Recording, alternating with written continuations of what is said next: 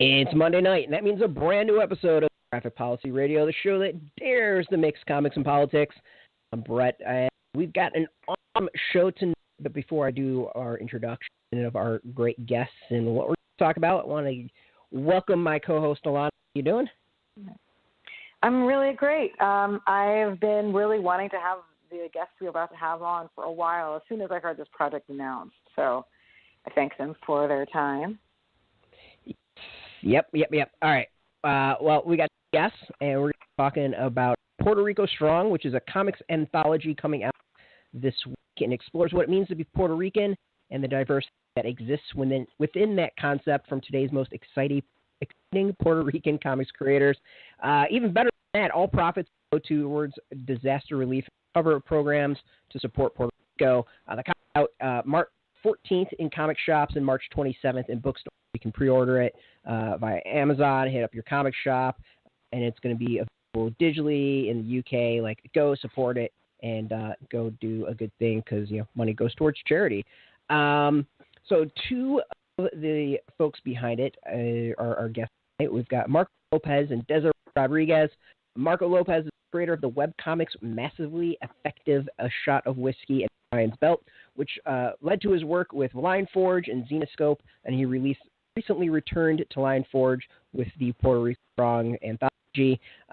Desiree Rodriguez is a pop culture critic who has written Women Write About Comics, Nerds of Color, has covered various topics on race, Latin identity, and sexuality. In her spare time, she's one of the co-hosts for the DC TV Classics podcast and currently works for Lionforge as an editorial assistant and a returning guest to the show. So welcome both to the show. It's a great topic. Hey, what's up? Thank you for having me back, guys. Your listeners are going to get tired of me being on here. No, it's been several months. I think we're good. You could come back every week. It really wouldn't be an issue. We have a lot to talk about. So, yeah. You know what I love about this, being on this for the first time, is your intro music, gave me Mega Man flashbacks in the best way. Yeah. I was sitting here in my room, pretending I was Mega Man running.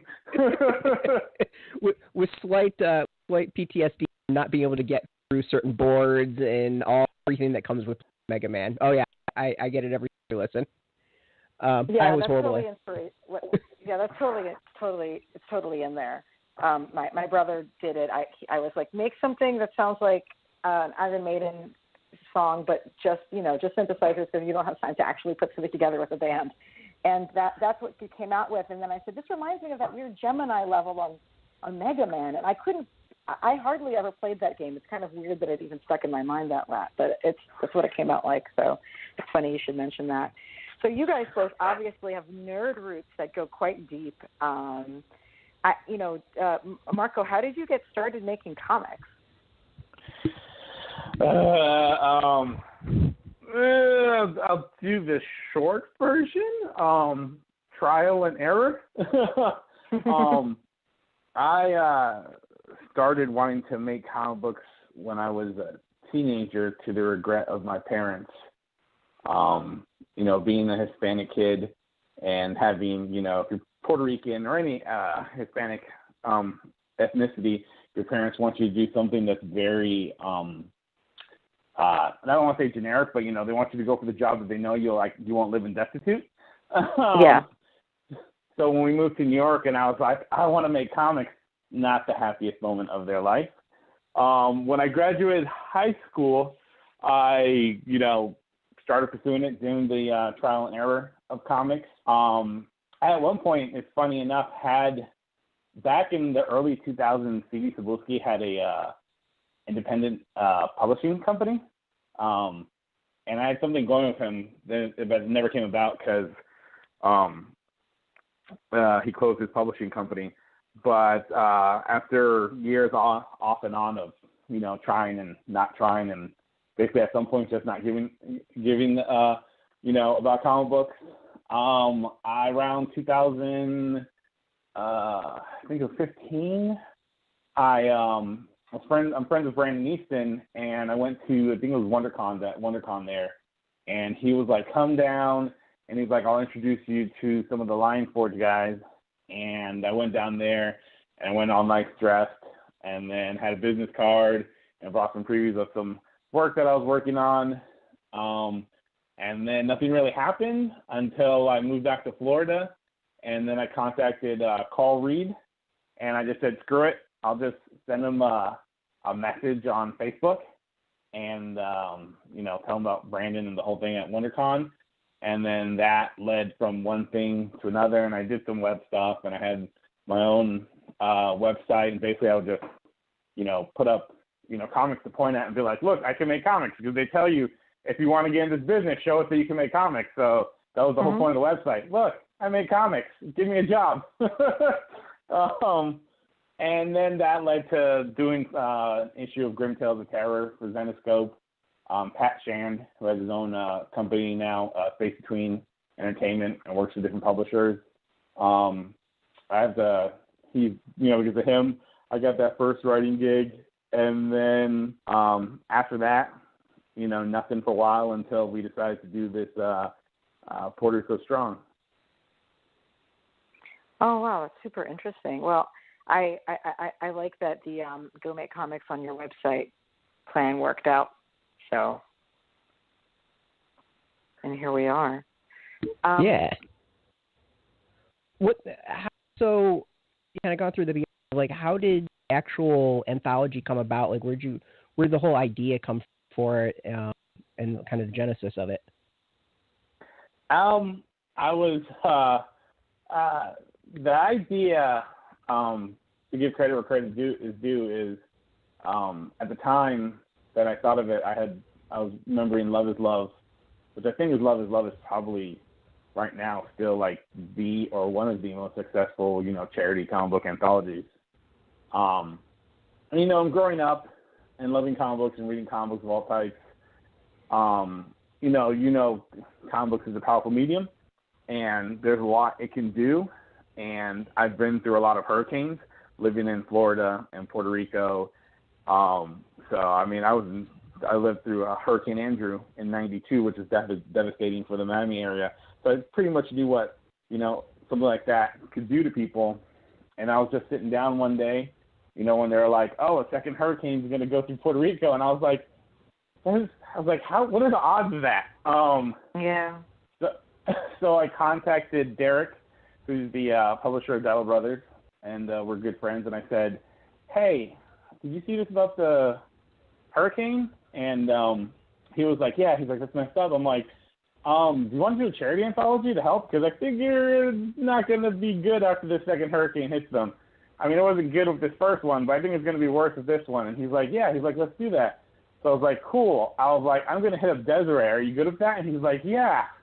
So I contacted Desiree, and I said, are you seeing this? And she's like, yeah, it sucks. I'm paraphrasing here, so I don't remember if she said, yeah, it sucks. But that's close. That's close. So I brought it up to her, and she was all for it. And then Derek wanted to bring in Neil, who's worked with Dabble before, and now he works for Nickelodeon. And then from there, we just moved on it. It was like, okay, what is it going to be about? And what it is to Desiree, the title is Derek. Puerto Rico Strong is not something new. That's a term that's used before. So Derek thought would be the perfect thing for the title because it's already something that Puerto Ricans and other Hispanics are familiar with. And then Desiree came up with our overall theme, which she wrote this great, I think it was like a paragraph summary, maybe a little bit more. I don't remember. And so I would use that to going out to creatives. Before we got it with Line Forge, I went out to some creators, artists and writers. We got some early people on board. But I would use that summary that Desiree wrote to basically say, hey, you want to join us? This is what it's about. It's going to be awesome. And as part of the thing, when I went to Lion Forge, since I did used to write for them, and I worked a lot with Carl Reed, who's the co-owner. So I said, hey, Desiree's involved. We're doing this. Are you interested? And I think I got an immediate reply. He's like, I got to go into a meeting. I'm going to pitch. I'll let you know how it goes. And I was like, okay, that was easier than I thought. And now months later, here we are.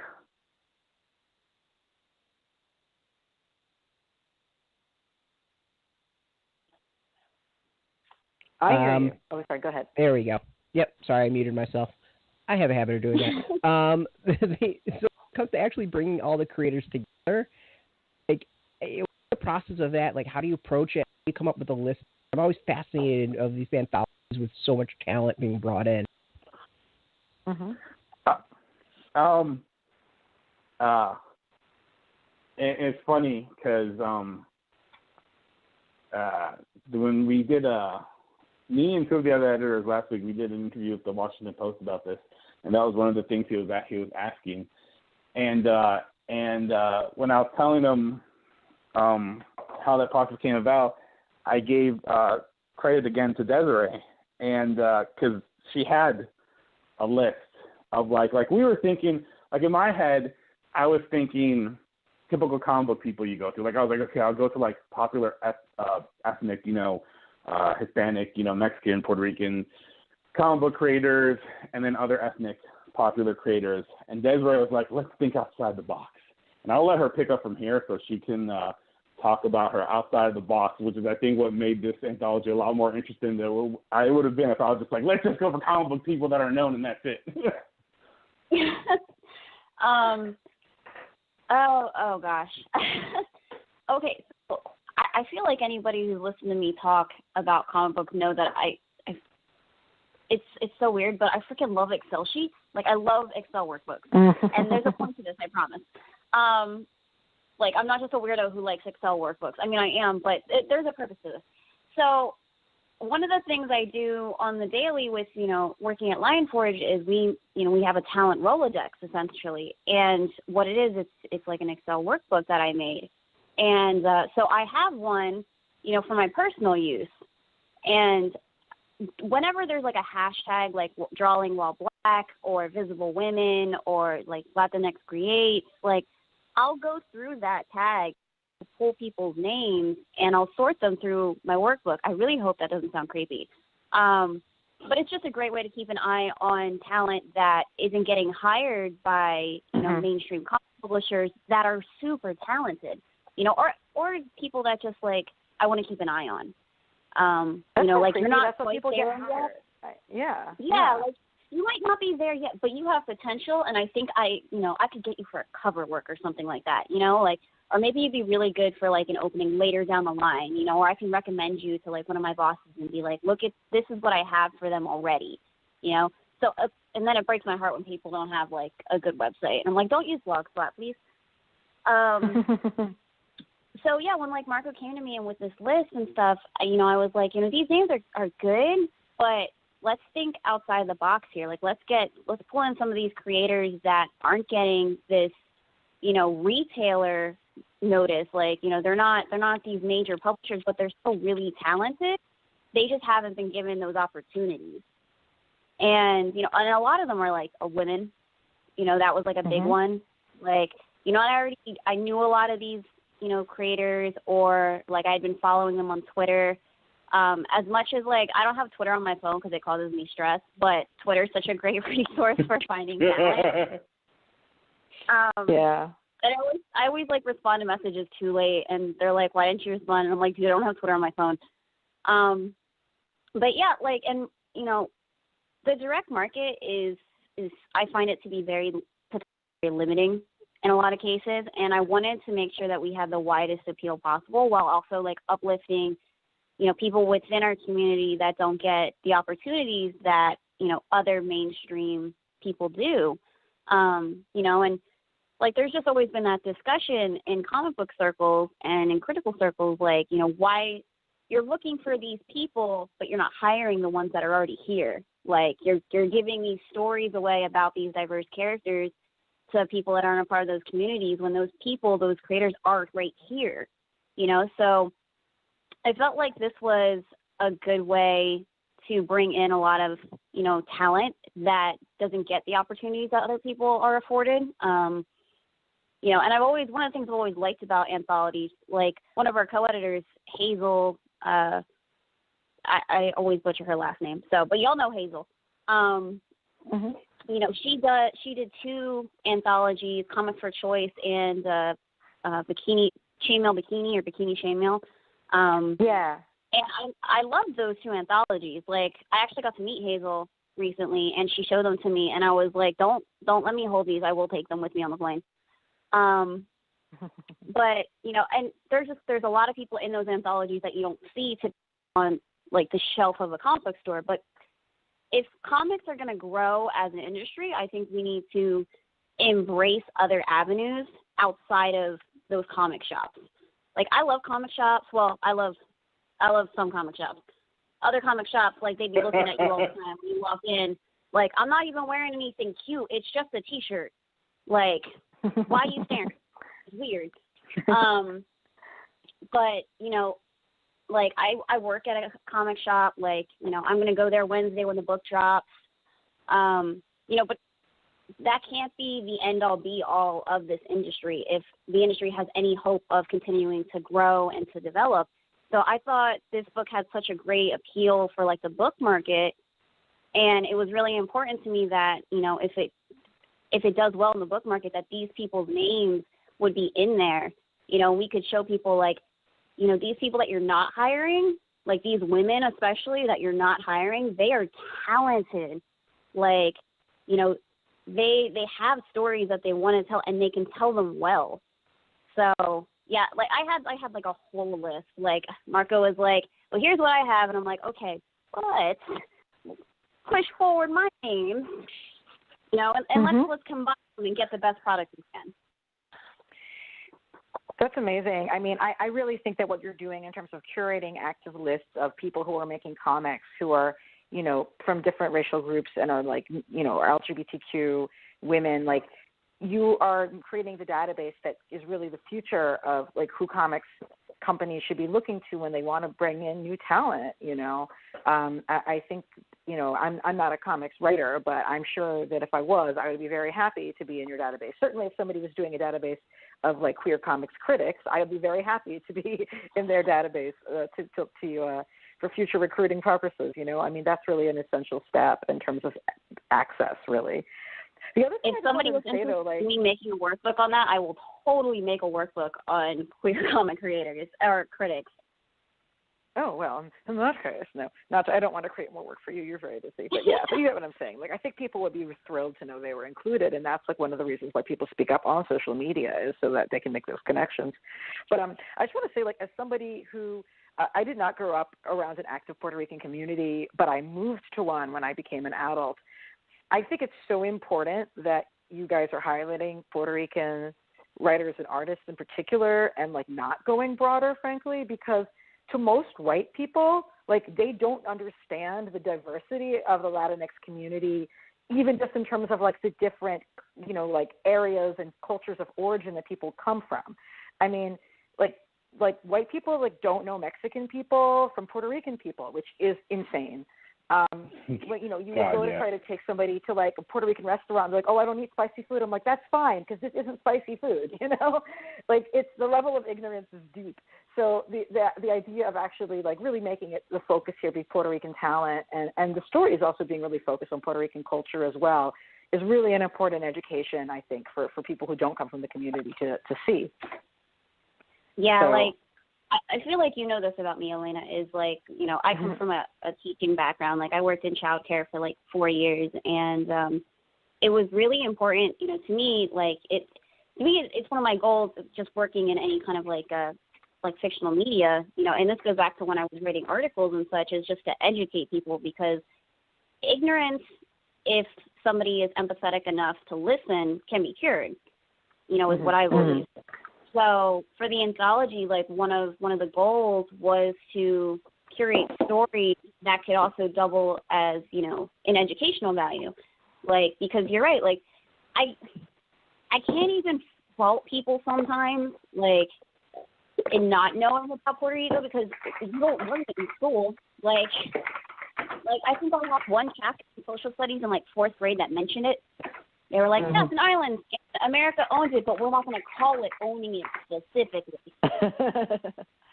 Yeah. You know, so, yeah, that was one of the things that we wanted to do with the stories that we were curating for the anthology. Like, we wanted to do fun stuff, too. Like, you know, I know Marco has a story in the anthology that's like really cool and really fun, but still about like, you know, specific like folk tales and stuff from mythology.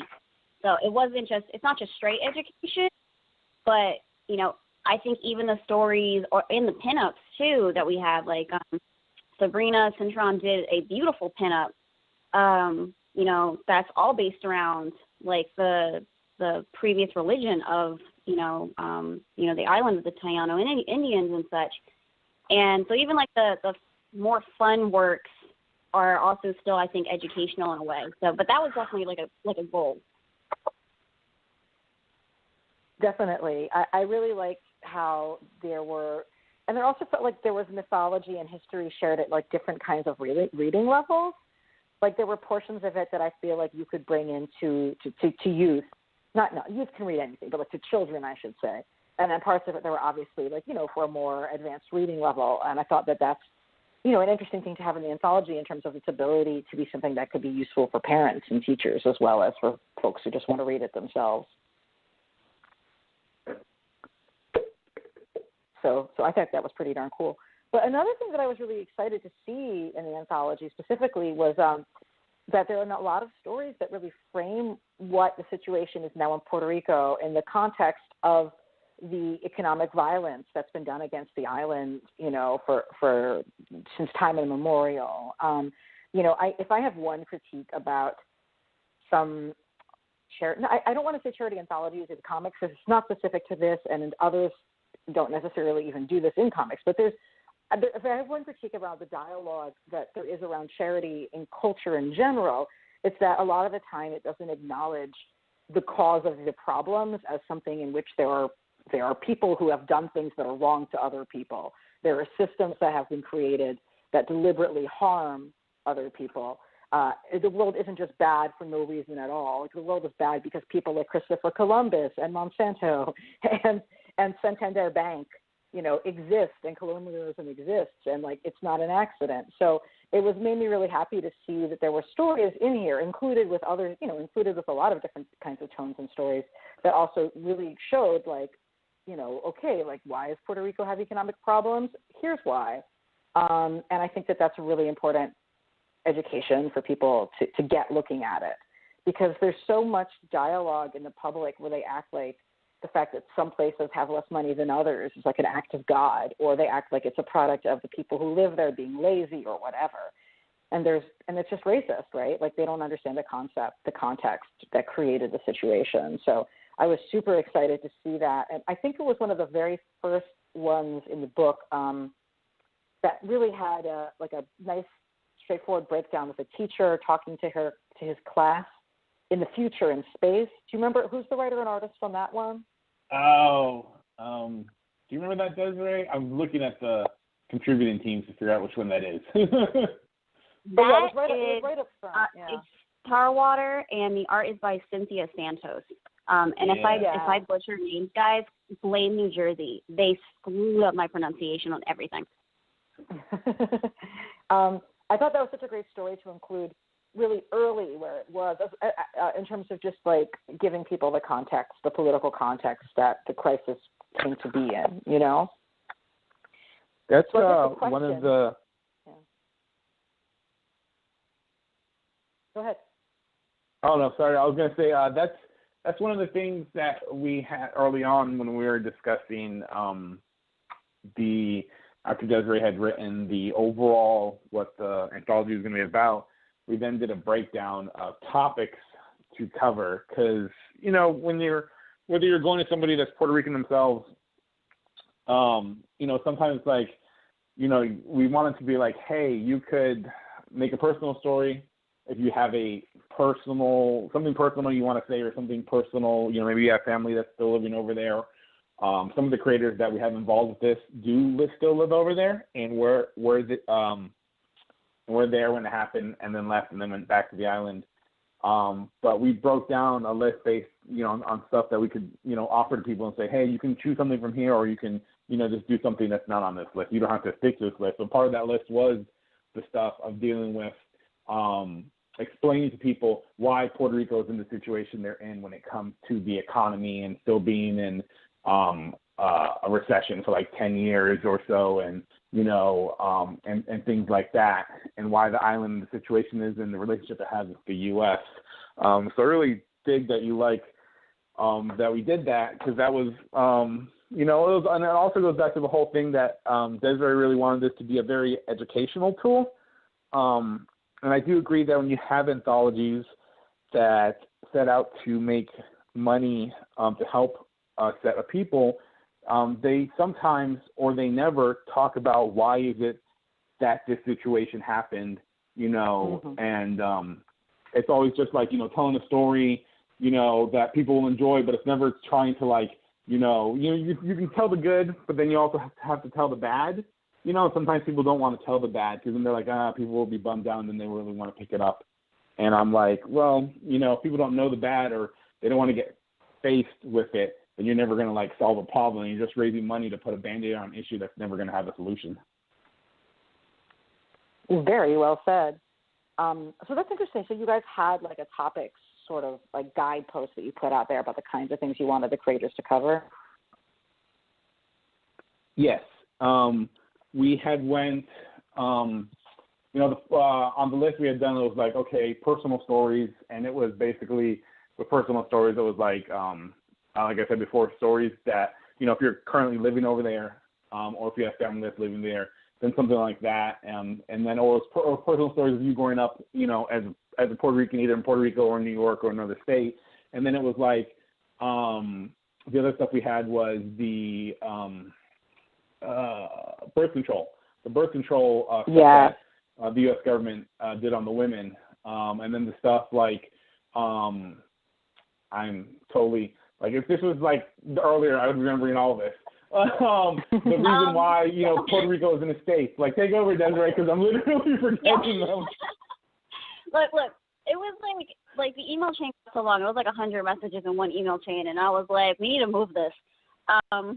We had like personal stories.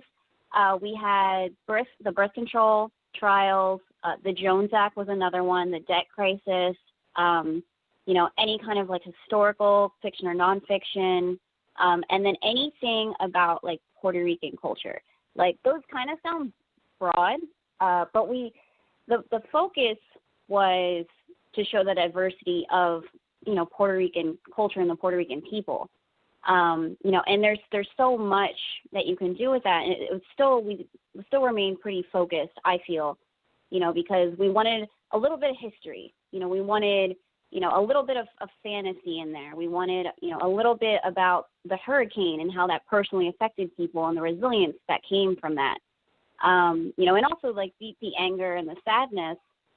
And so really, I think in a way the anthology is almost like therapeutic. Like I've read through the review copy a couple times now, and I feel like we did accomplish having like a certain diversity of storytelling, in that we do have some more hopeful stories. We do have some really cool mythology pieces. We do have a lot of things on like the Taino Indians. There's a great story by Vita Alea and Jamie Jones in particular that I really like. We also have stuff on the debt crisis, and we have, things on the birth stories on the birth trials. And, we have personal fictional stories about like how the aftermath of the hurricane and how people were affected by the hurricane. So it was all to show the diversity of the Puerto Rican people as a whole, because we're a diverse culture, we're a diverse community. And, I, like Marco was saying earlier, with, acknowledging, that the history, like history is not good. Like history has good moments, history has bad moments. And if you really want to move forward in your history, to be better, I believe you have to acknowledge, the nastier parts. There are times when you're going to have to acknowledge the darker parts if you want to actually truly make changes. And, to me, that comes from being really empathetic and, working to just continue to educate yourself. So, but yeah, those are some of the topics that we had sent to potential contributors. We just kind of gave them like the pitch, and then we gave them like the bullet points of like, here are some of the stories that we're looking for. Don't feel limited, but these are the things that we do want to focus on. So, and I think a lot of people ran with that, and a lot of people responded really well to that. So that's really good advice for folks who want to do similar projects to this. Thank you.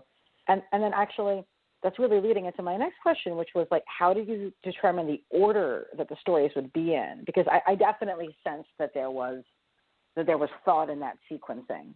I got to give credit where credit is due. That was like Hazel. That like she put a lot of thought into like the order of the stories when we were assembling the book. And that was one of the reasons why, like, when we had brought it to Lion Forge, like, I had requested, I was like, I don't want to be, like, I don't feel experienced enough to be, like, the head editor as far as, like, the Lion Forge staff went, and Hazel has so much great experience with making anthologies and making successful, brilliant anthologies. So her help was really invaluable to the creation of this. And she's so sweet because, there would be stories and she's like, I'm a white person, so you guys tell me, oh my God. Like, she was a true ally through everything. And, just major props to Hazel. Like, she really helped, especially in, like, the 9th hour. Like, we had an editor's summit, and the book had to go to printer. And me and Hazel were just constantly, like, going through it. And her eye was fantastic. Like, and watching her work was so cool. But, yeah, she busted her butt. I don't know if I can curse on this. But she you busted. can do all the cursing. Okay, cool, because I'm from Jersey, so you know how we be. But yeah, she busted her ass on this anthology for us, and I'm so grateful for all the help that she did. But yeah, she was really invaluable in like assembling the stories and coming up with like the order of things. Yeah, I have to second what Desiree said, because when we brought it to Lion Forge, we had no idea that there was going to be a 5th person working with us on it, and I'm glad there was, because Hazel was just really awesome throughout the whole thing, from the first meeting we had, to go over the project, all the way to the end. She was one of the best, surprises to have on this anthology. And, it's when you talk about things like this, especially like, years from now, depending on how well this thing does, which I hope it does like amazingly well. She's one of those people that I feel that, it should be stated that if she was an equal contributor and, like Desiree said, a great ally, and she really brought a lot to the table in terms of how this whole thing shaped up to be. Awesome. Yeah, a good editor is an essential factor for all of that. For real. I definitely felt like some of the stories that were the more personal stories about family in there, a number of them were really, really emotional. How do you figure out how to keep those stories like intelligible to like a range of audiences? Like, I don't know, like what kind of editorial process you guys have. I guess this is something more than just those stories, but like what kind of editorial process do you have with working with the talent when folks are submitting stuff for a project like this? I make more workbooks. Like I make more Excel workbooks. Like I make I made a tracking form that basically lists like all the contributors, and like what they were doing, and like how many pages their stories were going to be. And Marco was so helpful with all that information. Like, thank God for Marco. Because he would be like, oh, well, you're missing, like, here's the emails for this person. Because, yeah, I broke everything down, like page count, because to make sure that we were hitting our page count. Page count, email, put, like, position for what, they were hired for. There was a separate workbook for, like, their story titles, what was complete on their story, what needed to be completed. And Marco was so good about keeping that up. Like, I would go in there and Marco would already have it, like, updated and everything. I'm like, Oh my gosh, thank you so much. Like, you're a literal angel. Yeah, I mean, Desiree is killer with Excel, because I loathed, even back in high school when you had to learn, when you had the computer class and you're like, all right, time to learn Excel and PowerPoint and all that stuff. I'm like, no. I don't know how you do it, because I just despise. I mean, I can sit on Photoshop and I'll teach myself Photoshop. I mean, 'cause I come from an art background before I decided to be a writer. But I can't. Any of the Excel stuff I can't do. But with the creators and their stories, I don't think at any one point, most of the time it was about massaging the story to get the best story out of it, but I don't think there was ever any point where we said, this isn't exactly what we want, or I mean, correct me if I'm wrong, Desiree, but I don't remember that any time we got a story in, it pretty much hit the mark. If anything, it was just like, maybe it was just a little helping tweak, with like, maybe if, you emphasize a little bit of this or, things like that. But for the most part, even beyond that with, doing a tweaking, I think everybody that we had, they pretty much brought it on a professional level. Because even though maybe a good number of the people in this anthology aren't known in the mainstream comics, and I feel really weird saying mainstream comics, because when you have Renee, who I don't want to say her last name because I'm going to ruin it, but she's the best-selling comics, graphic novelist right now, and, through Scholastic. And so it's always funny when you think of, like, mainstream comics, and you're like, is Marvel PC? And Raina Telgemeier? Yeah, there we go, Raina. I don't know why I was saying Renee.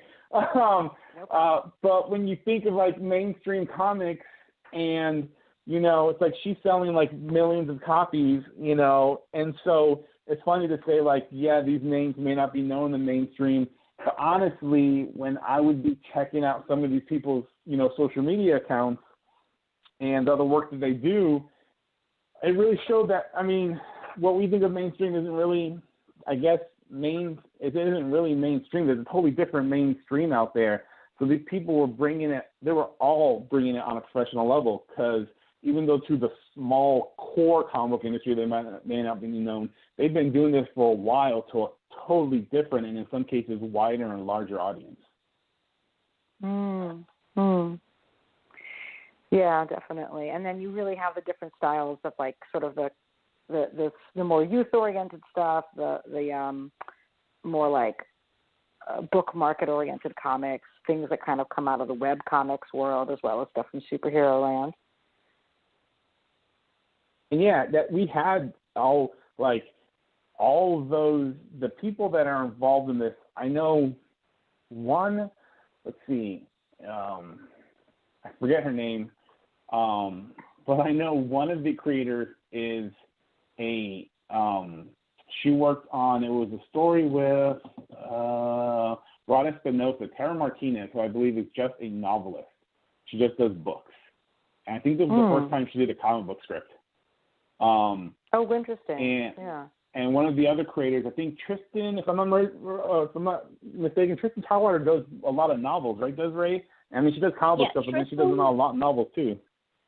Yeah, Tristan is mostly novels. We also had Anthony Orteo, and he's a novelist. I believe this is the first comic script that he actually did with us. He did a story with Charles, and I can't say Charles' last name, but they did a story, and I can't say what the story is because the book's not out yet, but they did a really, really awesome story together. And this was Anthony's first comic script, I believe. And if I'm wrong, Anthony will, like, message me on Twitter, and he'd be like, why you got it wrong, girl? And I'll be like, oh, man, Anthony, I'm sorry.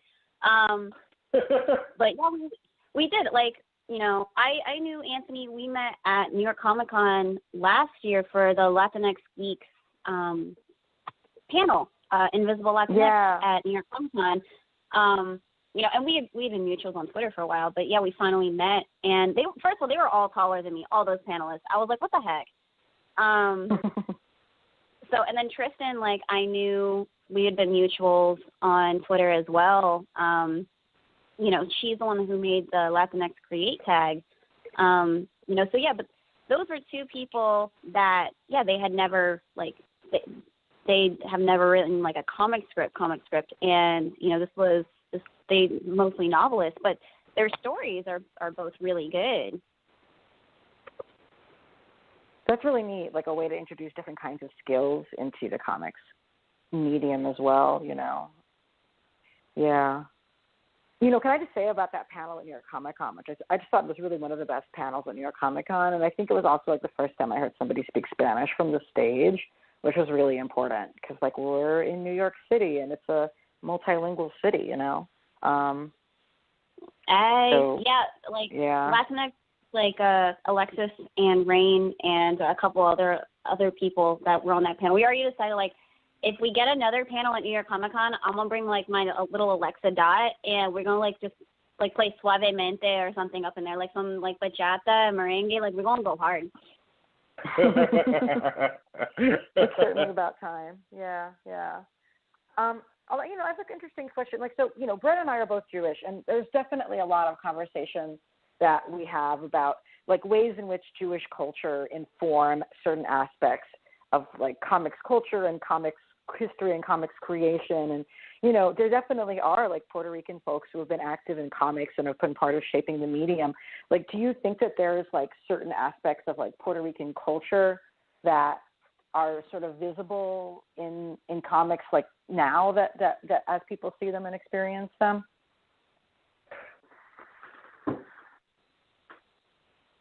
I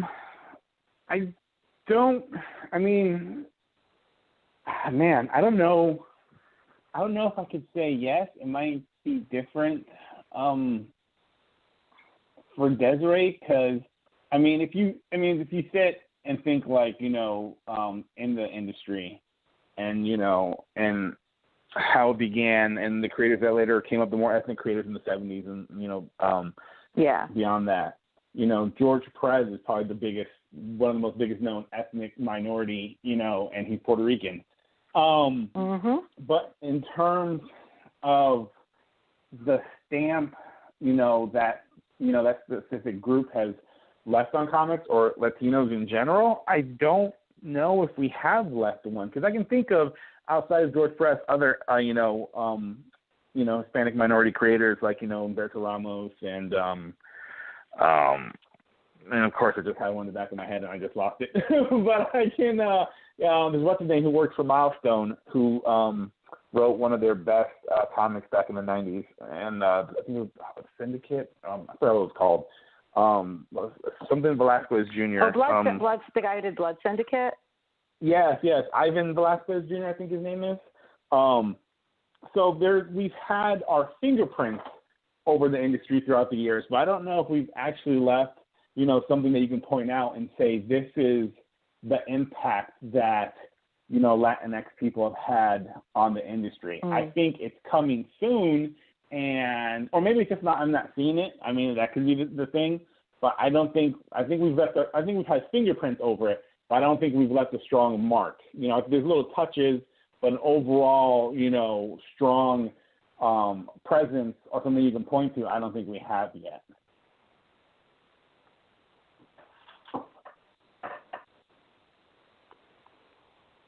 What do you think, Desiree? I'd probably have to agree. I don't know much about comic history, so I don't know how much I can speak on it specifically. When Milestone was happening, I was 5. I was still a little a little baby geek. I hadn't hatched yet. But I think we're seeing, I agree with Marco. We've had our finger in our pulse on a lot of comics. George Perez is a huge influencer on me personally. And I got to meet him a couple years ago at a MegaCon. I think it was MegaCon Fan Days, because the real MegaCon just seems really intimidating to me. But it was just super cool to meet the Puerto Rican illustrator and storyteller, of comics. And I told him that, and he hugged me, and I turned bright red. It was awesome. But yeah, and there's Phil Jimenez, and he's fantastic too. And I can't say that, like, yeah, we've left, like, a specific mark. Like, there are characters, you know, like there's White Tiger, there's Miles Morales, there's Anya Corazon when they let her be Spider-Girl or a spider person. My favorite spider character. There's Renee Montoya, you know, but there, like, Renee Montoya is probably, like, DC's, to my knowledge, biggest Latinx character, and beyond no love for Vibe. No love for Vibe. Vibe. No, I mean kind of no love for Vibe. Like, I think that's important. That's true. Actually, Blue Beetle though is legit. Like, the youngest Blue Beetle does actually have people who really do care about him. Yeah, Blue Beetle's another one. But I don't think people care about Vibe. I honestly don't. Sorry. I mean, except for the Flash show, like, and I freaking love Bill Ramone. But before that, you know, I mean, and then it just goes. I mean, this is a different conversation. Then it just goes to show you, like, how media can change perceptions of characters and really uplift them. I mean, who knew who the Guardians of the Galaxy were before the movies? Please don't come at me, Guardians of the Galaxy fans on Twitter. Please, like, I won't respond. But yeah, like, so rarely do we see, you know, Latinx characters be able to write for these characters. Like, a big conversation topic has been the lack of Latinx identity for Miles Morales. Like, he's such a huge character in the Marvel universe, and rightfully so. Like, I really like Miles. You know, and this was something we spoke about on, like, the panel and such, you know, last year at New York Comic Con. But he lacks Latinx identity, which is insane to me because he's Puerto Rican in New York. Like, he's a black Puerto Rican kid in New York City. There's such a big population of Puerto Ricans in New York City. Like, I used to spend summers. It's the largest ethnic group in the city, I believe. Yeah, I used to spend summers there with my papi and, like, his little dog Bamban. And, you know, we used to walk through the city and, like, you know, he knew everybody and everybody knew papi. They'd be like, hey, Luis. You know, but yeah, like, it's strange that he lacks, like, he's such a big character, but he lacks that interest and, like, that identity to him. And I think he would be, like, one of the biggest steps forward. But, you know, then we have, like, you know, we are making strides. I do believe that. Like, there are more characters now. We're having these conversations. You know, you're seeing more creators speak up. You're seeing, you know, more people talk about diversity and the desire and the need and the drive to tell stories, you know, that are about, like, their cultures and their communities, and, you know, and write stories that are just diverse in nature and not just to fill a quota, you know, or to get a press line, you know, or to end up on the cover of, like, Vanity Fair or whatever. I don't know magazines, but yeah, that's legit. That would be one where that could happen. I was like, was that a tabloid or something else? I can't remember. So but I think I mean, there's no, I know there's a lot of new conventions that are strictly for, like, you know, Latinx creators or, like, predominantly for Latinx creators. You know, like I said, I think it's happening, but it's still going to take time. I feel like the one thing that people have definitely pointed out to me is that, like, there's definitely been a tradition of, like, Puerto Rican creators working on Wonder Woman. And I'm sort of interested in, like, in the modern age, I should say, you know, like, between Perez and Jimenez. Like, it's sort of, I think, probably connects in some ways to, like, for being a character that I've seen a lot of Latinas, like, do cosplay as in particular. But it's interesting that it does sort of sound more like there's, like, particular individuals who are Puerto Rican who've done amazing stuff in comics who are, like, some of, like, the big influential names, but it's not like a movement. Or, like, the way you'd be like, oh, here's all the Scottish guys who kind of all came out at the same time. You know what I mean? It doesn't have that same sort of a moment behind it, even though, like, Perez is huge, you know? But, yeah, I would also mention. No, go ahead. have you guys done much reading of the Puerto Rican, like the superhero comic that came out, I guess, maybe 2 years ago, started coming out? I read I think there's only been one issue for that book. There's like a trade, like a little trade. I think I only read then a part of that, because I went back when I was a contributing writer for Bleeding Cool. Everyone, please, put away your pitchforks. When I was a contributing writer for Bleeding Cool, I did a review for it, and I talked to I think Edgardo is his name, the creator, and I like the idea of the character. I like the idea of any. Let me put it this way: I like the idea of any Puerto Rican who wants to throw their hat in the ring of comics and put out comic books with Latinx leads. Like, you do it, I'll read it. Even if I don't like it, I'll still be like, you should check this out. I just won't say whether I like it or not. Just because I think the more you have people that are Puerto Rican doing it, the more you have people who either they're young or teenagers or adults, if they have artistic or writing talent or ability they've been honing, they may think to themselves, comic books is a possible avenue for me. And it goes back to that whole, a lot of what people say is, if you see positive influences of people out there in comic book characters, or if you see creators of that, ethnic group out there creating, it gives other people hope, and it gives other people think that they can go, I can do this too. So I think that character being out there is a great thing for the industry. And I know it's been making the rounds for a while. I think he's been putting out stuff and doing a lot of shows and interviews with that character for a good, I think you said a couple of years it's been going on now. So I'm happy that it exists out there. Yeah, Edgardo, he hustles. Mad respect for him, because he hustles, and he's been pushing, that book. And, I did a review for, I believe, one issue for Women Read About Comics a while back. Oh gosh, I feel so old. My birthday's next month, and I'm like, oh my god, how old am I turning? I can't remember.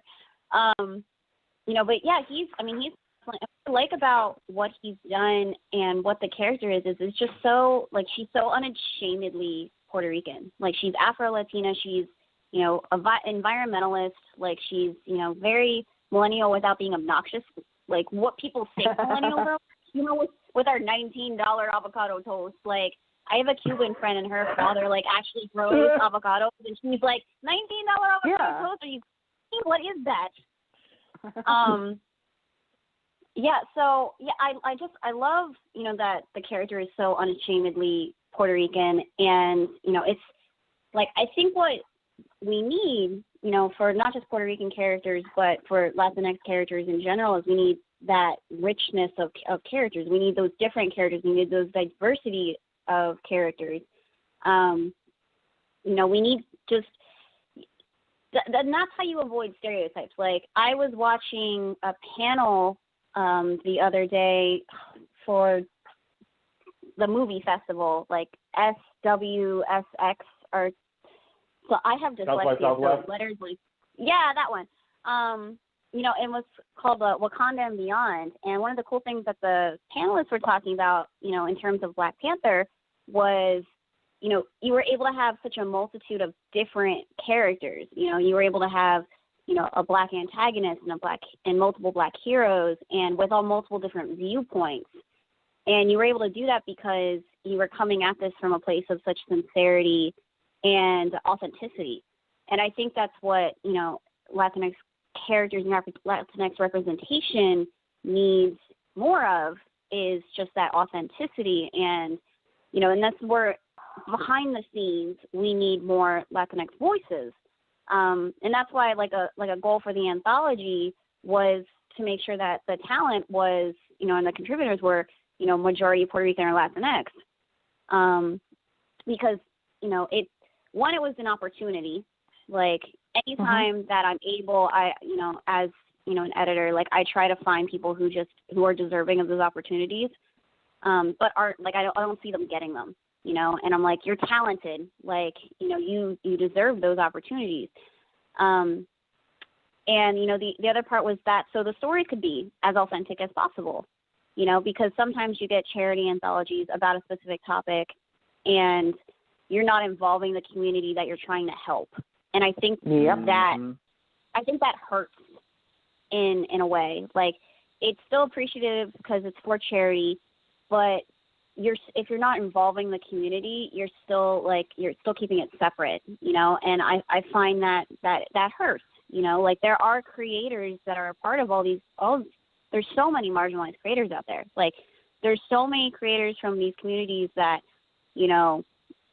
are so deserving of these opportunities. And when a charity anthology comes out that's directly about their, community and they're not involved in it, like what is that? Like Lionforge just published Black Comics Returns, which is a beautiful book. I'm not just saying that because I work for the company either. Like the book is gorgeous. But like the cover I've seen is just amazing. Yeah. Yes. Yeah. The cover is absolutely, like I have a friend and she's like she's a geek but not a geek like I am. And she is like, I want this, and I'm like, yeah, but this is my copy. Like let's go buy you a copy, but this is my copy. But it's like you can't have a book like that, which is supposed to highlight, Black creators and like focus on like white people, like, or have a anthology that's about like birth control and then focus on like how men feel, like, if it's specifically about like abortion, like those are stories that, women should be like given the priority to tell,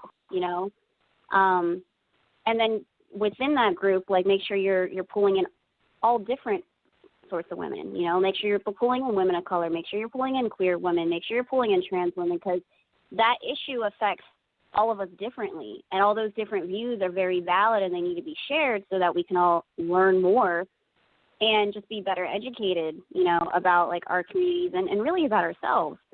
So I lost my train of thought, but yeah. No, but that's like totally right on. I mean, I also just want to say, when I was tweeting to promote this podcast episode, I realized, and I'm going through the book at the same time, that like so many of the issues that my friends who are organizers and activists work on,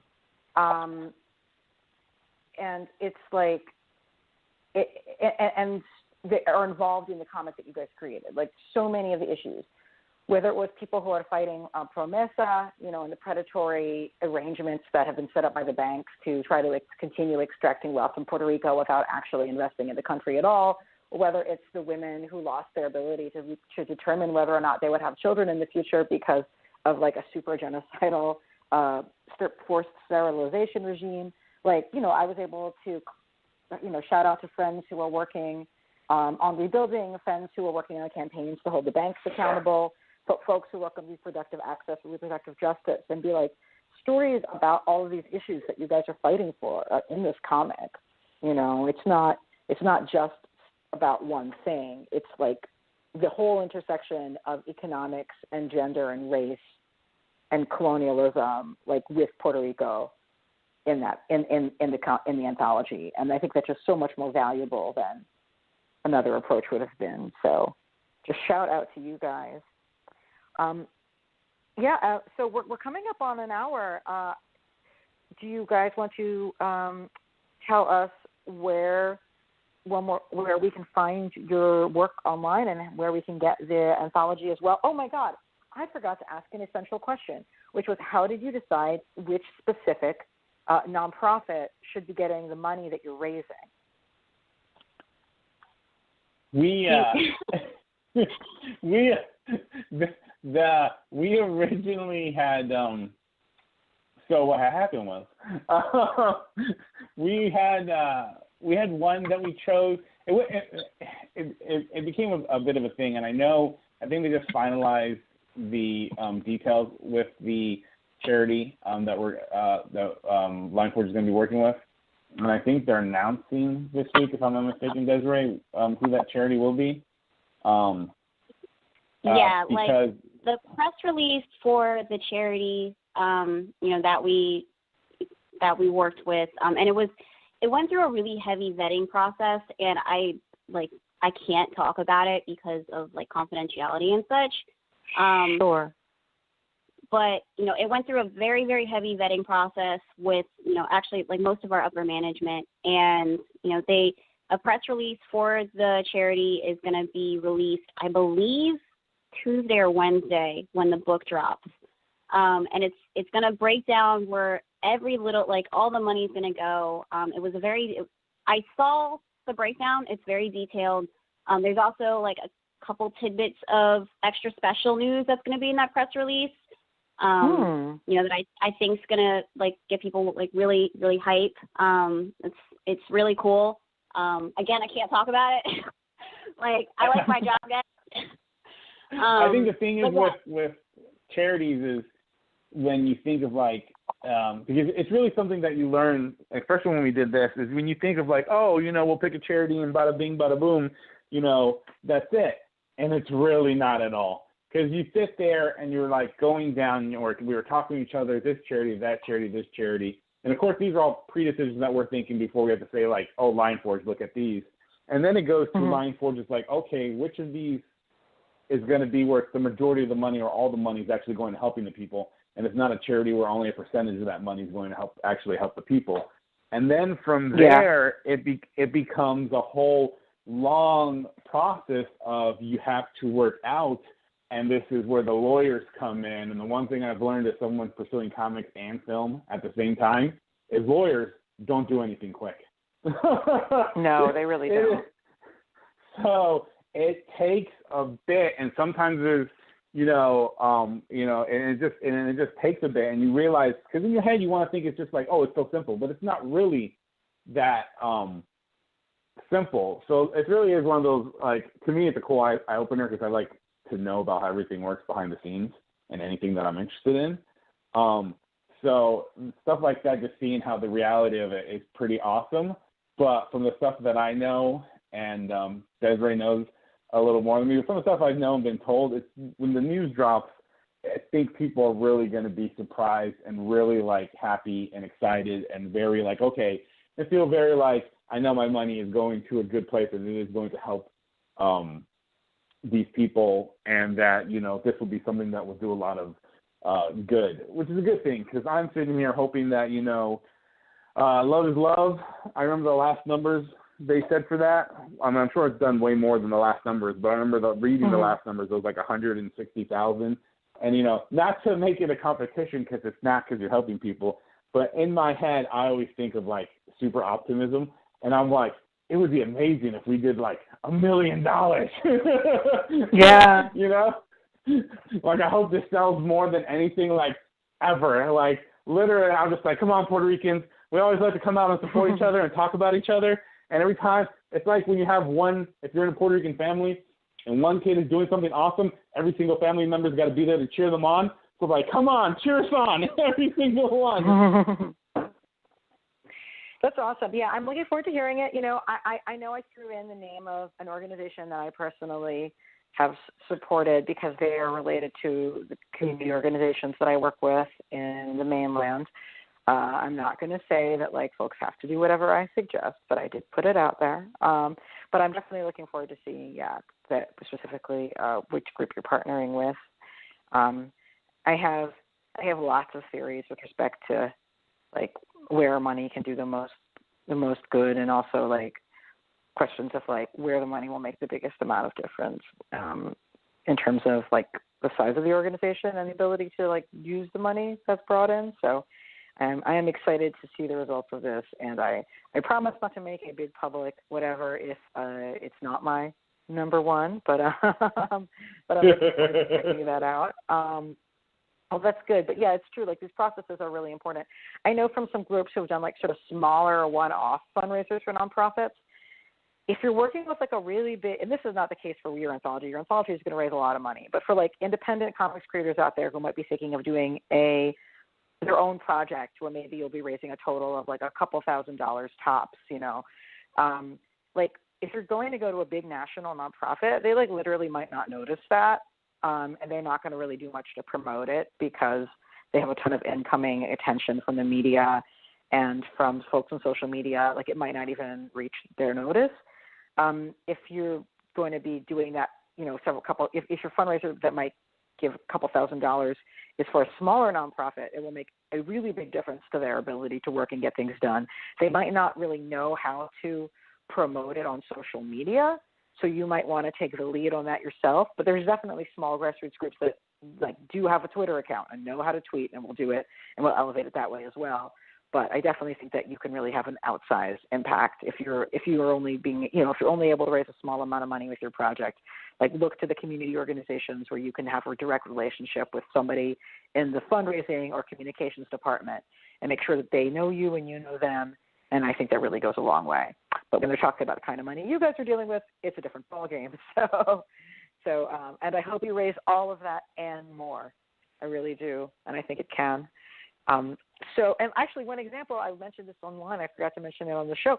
I ran into an organizer who I know through labor union work, David Galarza, who was organizing a big event with some Puerto Rican union folks in New York in the next week. And I mentioned I was having you guys on the show to talk about Puerto Rico Strong, a comic anthology, and he had heard of it, and he's not a comics reader.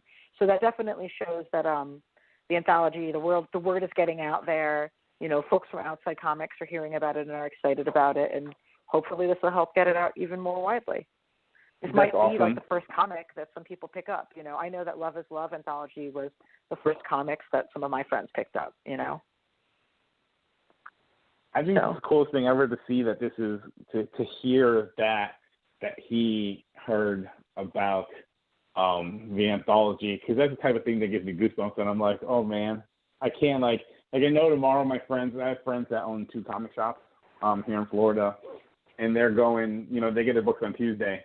So I'm just like, I know tomorrow when they go to pick up their books and then they start, sorting them out for the 2 stores, I'm going to be like, I need pictures, or I need somebody to pick me up so I can look at the book before it goes up on Wednesday. But before we go into the stuff to finalize this up, because I know we're going past the hour you guys usually do, I wanted to say something, because earlier when we were talking about Wonder Woman, and that a lot of Latinx people have worked on her. And it's funny, because I think the reason why, and I know Latin culture is known as very machismo, but I think the reason why you have like George Perez and Sol Jimenez and Latinx people that gravitate towards Wonder Woman, because at least I feel, in my opinion, I grew up surrounded by a lot of Puerto Rican women. When I was a kid, my father was in the military, so there's different periods where he was gone for long periods. So he was always surrounded by strong Puerto Rican women. So I feel like Puerto Rican men and the Latinx men gravitate towards Wonder Woman, because I think to them, she kind of represents the women that reared them in their life. Because I feel, even though Puerto Rican culture and other Latinx cultures don't know the machismo culture, I think it's more of a matriarchal culture, because the women really are the ones that handle all the, that do everything in the family, and then and have, at least to me, the power in the family, even though in some cases it may not seem like that or come off like that. And I think in my opinion, that's why people go towards, a character like Wonder Woman, besides the fact that, they grew up or watched it, when the show was out in the 70s or repeats and all that. I really think that that's what draws them towards that character, because it reminds them of their mothers or aunts or female cousins and things like that. So, if DC's ever listening to this and they ever want another Puerto Rican writing Wonder Woman, I'm available. Excellent. Well, thank you guys again for joining us. I want to get one last, if you want to tell our listeners where they can find you and find your work online and in stores, now is the time. Desiree, where are you on the internet? You can follow me on Twitter at Puerto Rico Desiree.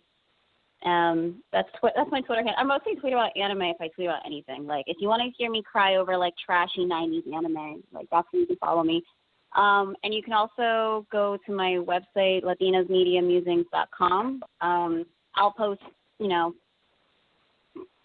like if you at a pressing or something like that. So, but yeah, you can find all my other social handles there.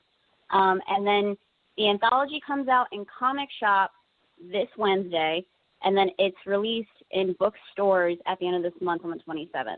So, and you can still pre-order it on Amazon last I checked. So if you want to just order it through Amazon, pre-order it, or go to your local comic shop and see if they have it.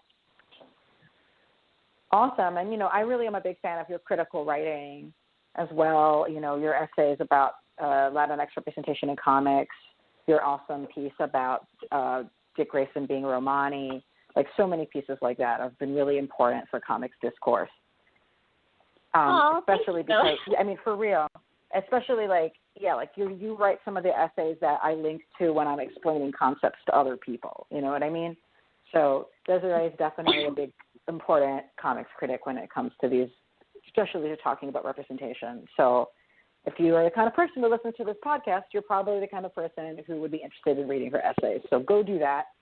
And also support her awesome work at Lion Forge, which you can listen to her talk more about on episode 200 that we taped a number of episodes ago. So that's another great place to hear from her. And Marco, where can folks find you on the internet?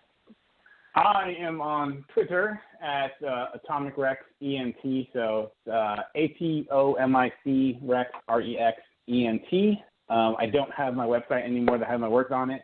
I got rid of it because I'm going to have a new website drop soon with some people that I'm working with on some independent comic book publisher stuff that should be pretty awesome. It's going to be independent comic publisher thingy, and we got something that's going to be pretty sweet coming up. We're working with a variety of, we're working with a majority of women for that project. So that's going to be awesome. And then I got some other stuff from, I'm working with a Latino publisher on a project, actually a few things we can't say yet. And then, so I don't have anything online anymore, so I do have stuff that I've been setting up, basically, setting up all the dominoes. But on my Twitter, I do post stuff like things like, oh, here's a character design for an upcoming project. The last one I posted was my All Nazis Must Die character from the story that I'm working on. That I think it's going to be a pretty cool story. If the joke I know it's not funny to say this, but the joke that I had told people, I was like, either people are really going to like this, but I'm also going to be one of those people after this comes out, I'm going to be like, I hope nobody shoots me. Yeah, no, for real. But I'm excited that you're creating that work because it's a fucking important thing. So, yeah. And thank you both. One more thing. Yeah. Can I say one more thing? For anyone that's listening to this that lives in the Tampa area, Tampa, Lakeland, Orlando area, my friends own the two comic shops. They're called Uncanny Heroes. The Uncanny Heroes Tampa, we're going to have a signing this Saturday from 11 a.m. to 4 p.m. where it's going to be me and Jamie Jones, who I like to call the hero artist of this book because he worked on my story and he worked on Vita's story. And he did Vita's story in like a week. He did it in a week that's amazing. because he originally wasn't supposed to be the artist. We had some issues. He came in and he was really awesome about it. So it's going to be me and him there to a signing, so it should be awesome. So if anybody in the area, come on out and have some fun and pick up a tacky. Cool. Well, thank you. So next week, we're actually going to have one of the Puerto Rican creators who worked on your anthology is going to be on the show, in fact. It's Vida Ayala is joining us along with illustrator Emily Pearson and hopefully also with colorist Marissa Ruiz.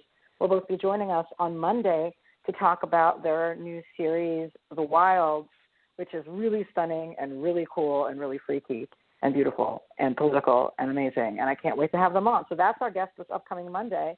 So, yeah, if anybody who began listening to this episode late or wants to listen to it again, it is going to be up on iTunes, SoundCloud, and Stitcher within the next couple hours, probably. It'll certainly all be up online tomorrow, and we encourage you to share the link, share the episode, and help drum up more attention and more money for the awesome charity comics charity anthology.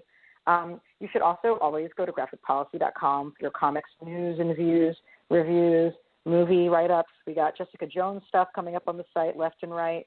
Some really awesome write-ups of Wick Div and other comics that I love coming up as well. And yeah, follow us on iTunes. Obviously, Graphic Policy is the podcast. We're on Twitter at Graphic Policy.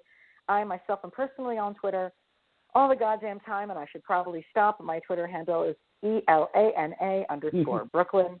And we'll be right back next week. And thank you, Brett. I think he's at the control booth and dealing with the various blipping sounds, and hopefully we'll be able to get that under control. And so as Brett would say if he was not currently on mute, keep it geeky.